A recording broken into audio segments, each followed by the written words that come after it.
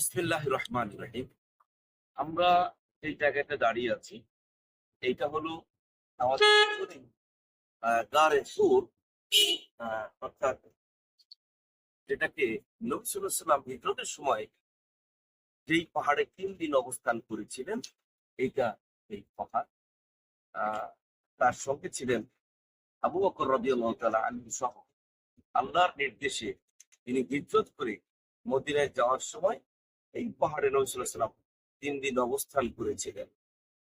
এই ৩ দিন রাসূল সাল্লাল্লাহু আলাইহি ওয়াসাল্লামের সঙ্গী ছিলেন আবু বকর আর তারই ছেলে আব্দুল্লাহ, যিনি এই ৩ দিনের খাবারের যোগান দিতেন। আমরা সেই জায়গাটা এসেছি জাস্ট দেখার জন্য। ওই উপরে একটা গুহা আছে, যে গুহাতে নবী সাল্লাল্লাহু আলাইহি ওয়াসাল্লাম লুকিয়েছিলেন।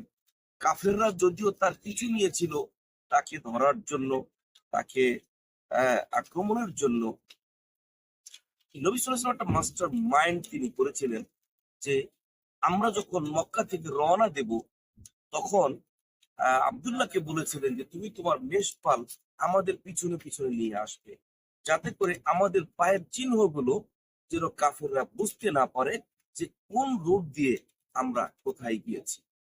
আগেকার আমলে মানুষের তীক্ষ্ণ ব্রেন ছিল, তারা এই সুবহানাল্লাহ পায়ের চিহ্ন দেখে দেখে লোকদেরকে আইডেন্টিফাই করতেন যে এই জায়গা দিয়ে তারা গিয়েছেন।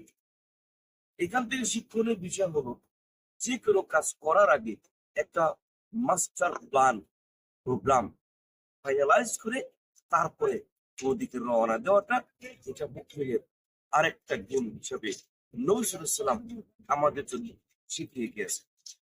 আসসালামু আলাইকুম ওয়া রাহমাতুল্লাহ ওয়া বারাকাতুহু।